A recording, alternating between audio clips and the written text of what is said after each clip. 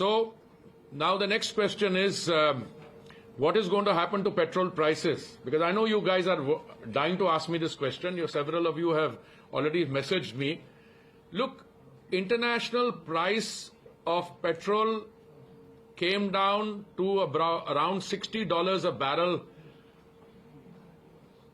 $60 of crude per barrel in the last day or so. But please remember that our oil marketing companies, with whose work I'm more familiar, but even the private sector companies, they carry inventories over a 45-day period. And if you go back to, say, early January, the crude price then was $83, which came down subsequently to $75. So the crude inventory that they're carrying is at $75 on an average per barrel. So, but if your question is going forward from here, if the price remains at $60 a barrel, as it is today or thereabouts, and I'm not going into the Indian basket or Brent, etc., I'm not going into that, then can you legitimately expect prices of petrol and diesel to be moderated by the oil marketing companies in keeping with the global price? To which my answer would be yes. In a deregulated sector, you can expect them to accordingly adjust the market retail price. But that's not the only reason why I've called you here. I have requested you to come because we have also had to look at some other areas for decision making. And I want to draw your attention. We'll be giving you a note. The note I'm using, I'm also going to share with you, both electronic copy and otherwise. You know, we have come a long way on LPG. There was a time when an LPG cylinder was an item which was rare, which you had to stand in a queue for, etc. When the Honorable Prime Minister assumed office, Sir, you said below 60, below 65. By today it's 60 or thereabout, 61 or 62. Yeah. But please let me complete, then you ask me whatever questions you want. So there was a time when, you know, you had to stand in a queue to get a cylinder, you had to use influence. Today, you can actually SMS, you can also do what we call IVRS, voice call. You can send a WhatsApp message and they will deliver a cylinder to you at your residence. The total coverage of LPG for the population, it stood at around 14 crores or 140 million in 2014. That has gone up to around 33 crores or 330 million. So if you go by the yardstick that you have one cylinder per connection per household, then the entire country is covered. In fact, I would say there's more than 100% LPG coverage. In addition to that, we have an Ujjwala scheme. The Ujjwala scheme was introduced in 2016, and the Ujjwala scheme also has something like 100 million plus or 10 crore plus beneficiaries. And the advantage of the Ujjwala scheme and overall LPG connection is that today our brothers and sisters, more our sisters, they can have freedom from firewood, coal, cow dung, cakes, etc., all the traditional cooking fuels, which is not the case even in some advanced countries, where even though the country is developed, the rural countryside is still using firewood and coal, etc. Now, the LPG infrastructure in India, I just wanted to tell you, we have now gone from 55.9% LPG coverage in 2014. We have gone today to 107.4% LPG coverage. Number of bottling plants of our OMCs or oil marketing companies has gone up from 187 to 212. Number of LPG distributors in India was in 2014, we had 13,896. Today we have 25,554. The domestic LPG connections I've told you, the consumption in the country of LPG through the OMCs, it's 17.6 million metric tons. In 2014, it has gone up now to 30.4 million metric tons. Now I want to come to LPG pricing, and I think this is one of the subjects on which I wanted to have this exchange with you. the price of LPG. Now, LPG is the product which comes out of a refinery. When crude oil is refined, LPG comes out. Petrol and diesel are also products of refineries. The international price of LPG, which has been determined by the Saudi CP international benchmark, has been going up. It went up from 415 metric tons, dollars per metric ton to $712 per metric ton, but we never passed it on to the consumer. We kept it exactly where it is, and I think the rate of increase has been moderated and absorbed by the OMC. As a result of which, last year, the OMCs had a loss of 28,000 crores because of the LPG are keeping the price of the gas cylinder, the 14.2 kilo gas cylinder under control, providing Ujjwala subsidy. They incurred a loss of 28,000 crores, and the government, through its provisioning, through the budget, we gave them 22,000 crores back. I just wanted to give you this background. Now, more recently, on 5th October 2023, the targeted subsidy on an LPG cylinder increased to 300 rupees, which in other words, and in All right, so that was a press conference by Union Minister Hardeep Puri, who was telling us, who was allaying the consumers that they should not really worry, even though excise duty on petrol and diesel has been hiked by 2 rupees per litre. It will not lead to an increase in retail prices of petrol and diesel, because that is what the oil marketing companies have informed the government about. Let me now go across to my colleague Sumit Chaturvedi from ET Now, joining us on the broadcast.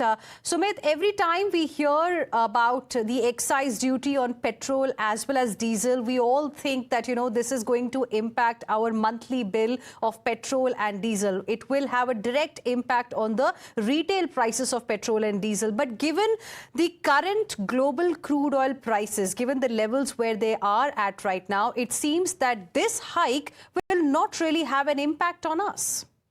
Well, absolutely. This hike now, rupees 2 per litre on petrol and diesel, will go to government's coffers because excise duty is taken by government, this one.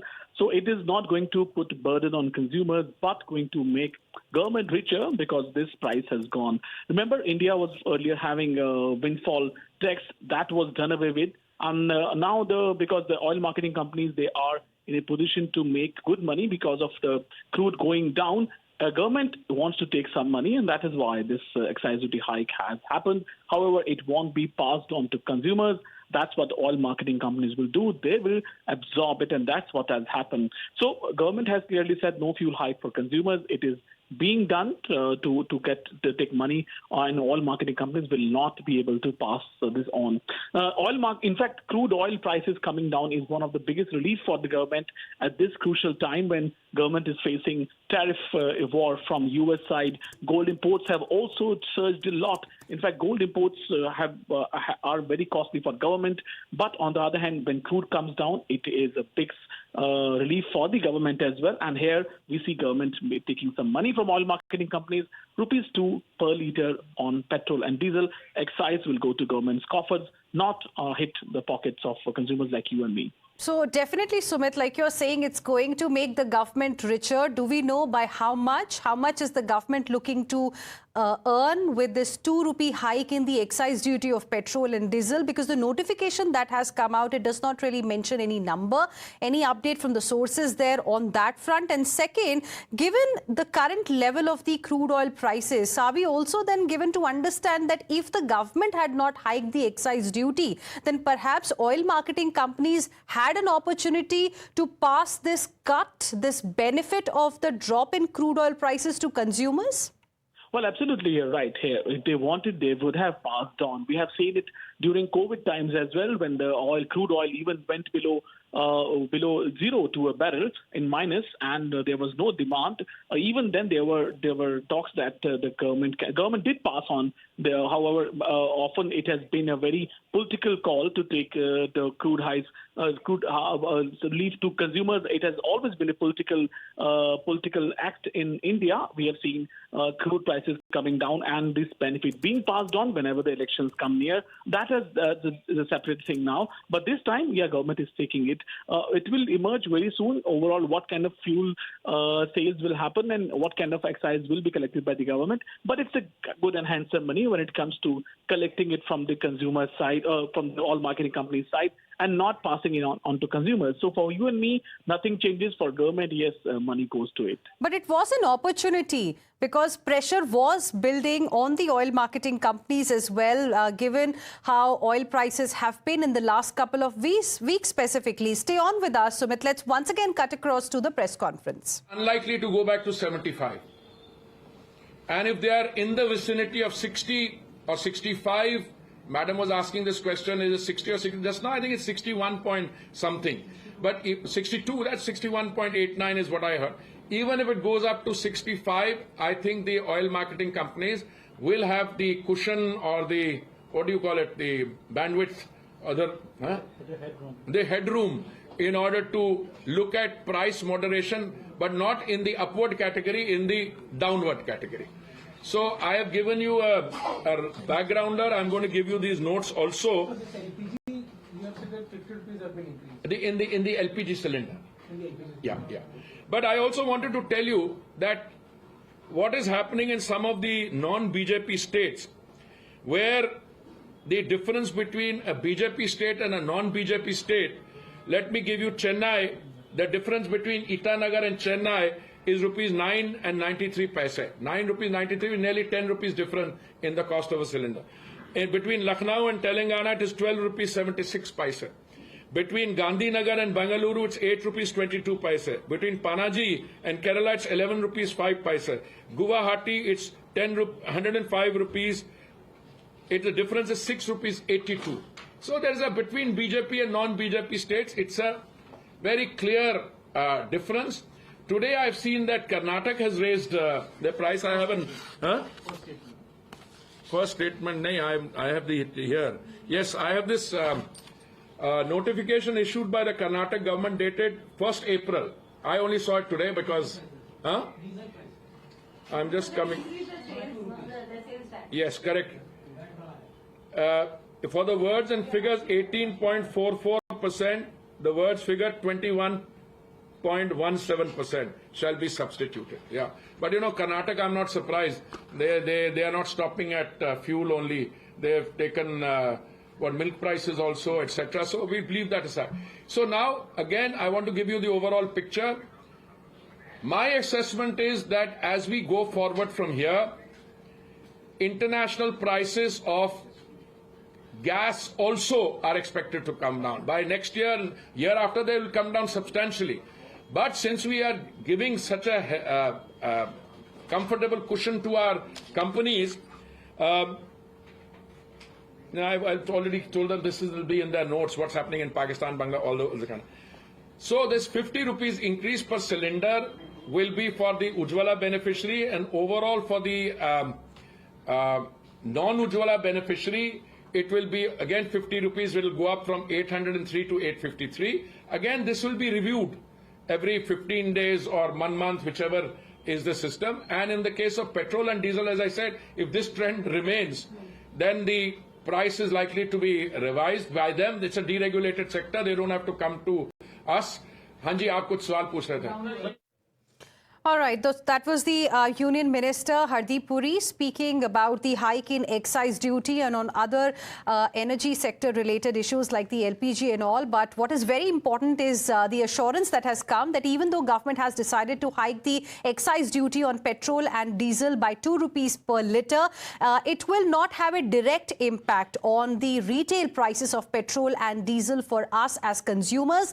Now, this has happened, viewers, because there has been a significant drop in in the crude oil prices globally. They have been on a free fall mode, and the expectation was that oil marketing companies will reduce the petrol and diesel prices for us, the consumers. But the government also saw an opportunity and has decided to, in fact, hike the excise duty. But no impact, no adverse impact on us, the consumers.